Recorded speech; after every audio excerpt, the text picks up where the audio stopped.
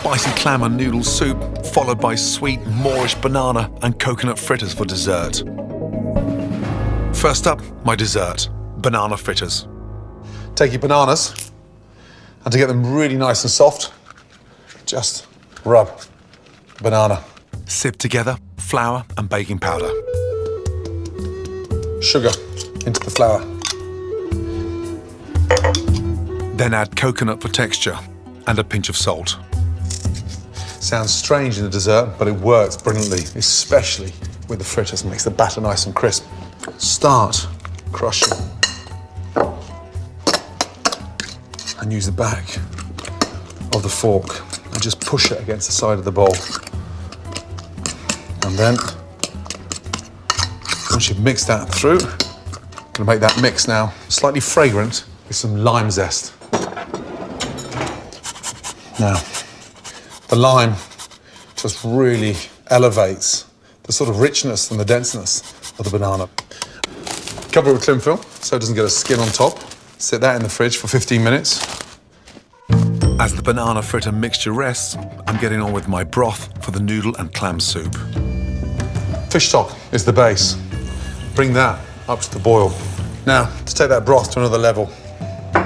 In with chopped shallots, fresh ginger, and a whole chilli, seeds and all. I actually quite like it spicy. Just chop once and into the broth. Bring it up to the bowl and let it simmer. Galangal is a sort of, almost like a softer version of ginger, slightly milder. You can use galangal paste, but I prefer the fresh stuff. The stems of the coriander. We'll finish the broth with the heads, and that's what endeared me to the Southeast Asian style of cooking. Across my travels there's no waste. In, lime leaves.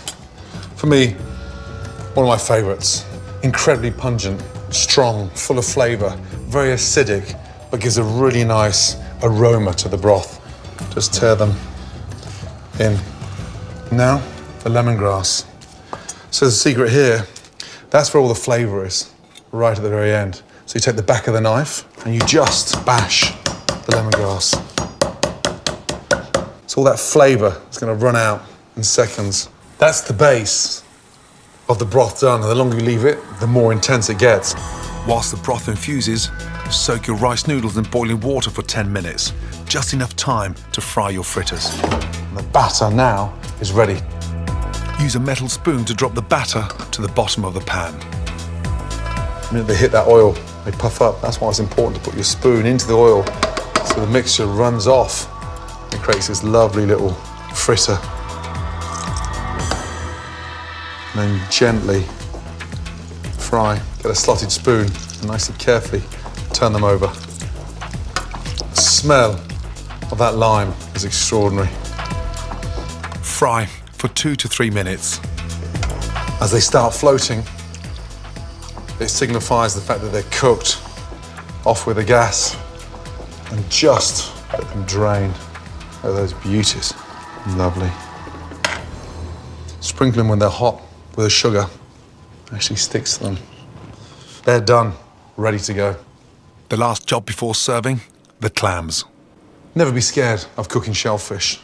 The most important rule is if they are slightly opened, a millimetre, discard it. Make sure mussels, clams are always tight.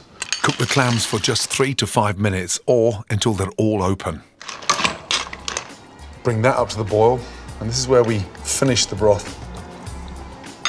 Touch of fish sauce, a little sprinkle of sugar. Drain your noodles into the bowl. For added texture, some delicious bean sprouts. Get your lime, fresh squeeze of lime juice in. Beautiful. Literally, as the stock comes up to the boil, the clams open automatically. So they're cooked beautifully. The flavour from inside the clam has enhanced the broth. The smell is incredible.